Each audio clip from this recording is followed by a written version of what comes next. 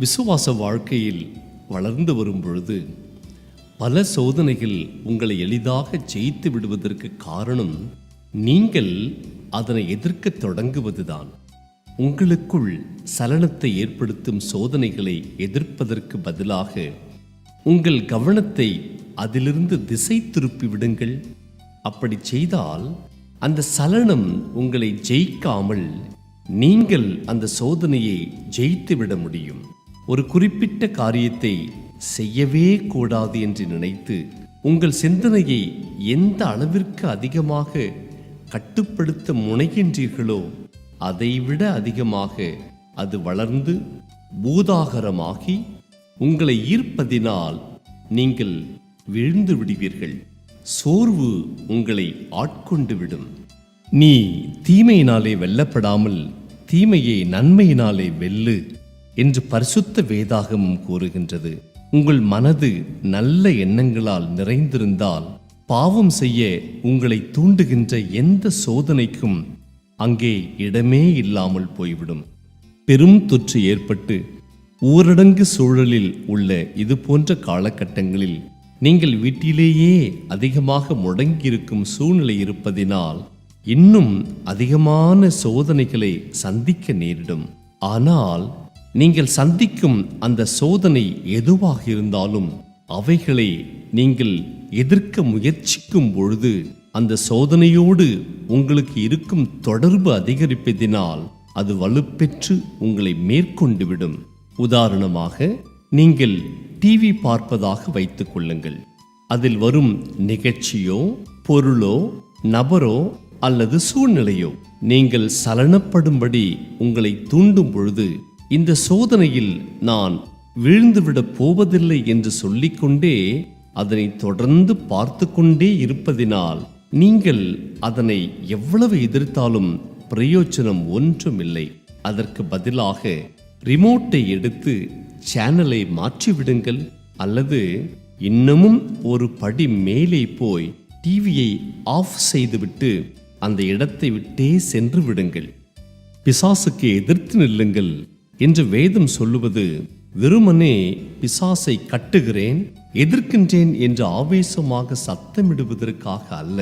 அவனுடைய கிரியைகளுக்கு பங்காளிகள் ஆகாதிருந்து சாட்சியின் வசனத்தினால் அவனை மேற்கொள்ளுவதே பிசாசுக்கு எதிர்த்து நிற்பதாகும். தீப்பொறியை போன்றே எந்த ஒரு சலனமும் முதலில் சிறியதாக எண்ணத்தில் உருவாகி பின்பு பெரியதொரு ஜுவாலையாக கொழுந்துவிட்டு எரியும்.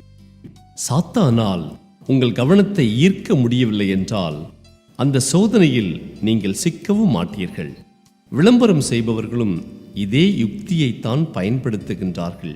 எப்படி எனில், முதலில் உங்கள் கவனம் ஈர்க்கப்படும். அது உங்கள் எண்ணங்களில் வளர்ந்து பெரிதாகி விருப்பமாக மாறிவிடும். பிறகென்ன, விலை கொடுத்து வாங்க வேண்டியதுதான். அதாவது உங்கள் கவனத்தை ஈர்த்து உங்களை ஆசைப்பட வைத்துவிட்டால் போதும். அது உங்கள் விருப்பமாக மாறி பின்பு முழு செயல் வடிவம் பெற்றுவிடும். யாராகிலும் உங்களை பார்த்து உங்களுக்கு பசிக்கிறதா என்று கேட்டுவிட்டாலே போதும்.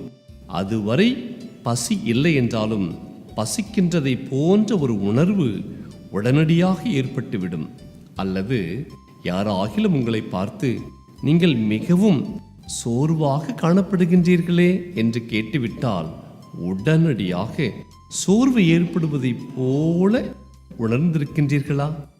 எவையெல்லாம் உங்கள் கவனத்தை ஈர்க்கின்றதோ அவையெல்லாம் உங்களை முழுமையாக ஆக்கிரமித்துவிடும். அதனால்தான் உங்களுக்குள் ஒரு சலனம் ஏற்பட்டு சோதனை உருவாகும் போதெல்லாம் உங்கள் கவனத்தை உடனடியாக வேறு திசையில் மாற்றும்படியான செயல்களை நீங்கள் செய்தாக வேண்டும்.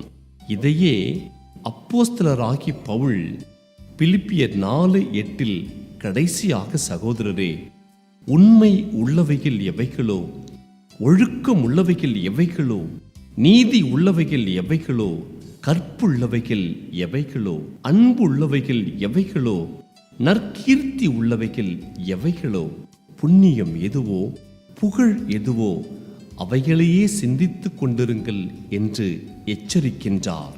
உங்கள் சிந்தனையில் எப்பொழுதும் இந்த வசனத்தில் உள்ளவைகளையே எண்ணும்படி பழக்குவியுங்கள். அவ்வப்பொழுது வேறுவித சிந்தனைகள் வந்தாலும் துரிதமாக அவைகளை திசை திருப்பி உங்கள் எண்ண ஓட்டங்களை தடுத்திடுங்கள். உதாரணமாக, உங்கள் சிந்தனையானது உங்களுக்கு எதிராக செயல்படுபவர்களையோ அல்லது உங்கள் மீது பொறாமை கொள்பவர்களை குறித்தோ ஞாபகப்படுத்தி, பார், அவர்கள் உன்னை எத்தனை மோசமாக நடத்துகின்றார்கள் என்று எண்ணும்படி தூண்டப்பட்டால் இதுவும் உங்கள் எண்ணத்தை சிறைப்படுத்தி உங்களை சோதனையில் வீழ்த்திட நடக்கும் வியூகமே ஆகும். அப்படிப்பட்ட சிந்தனைகளால் நீங்கள் கவரப்பட்டு விட்டால் அவைகள் உங்களை ஆக்கிரமித்து அழித்துவிடும்.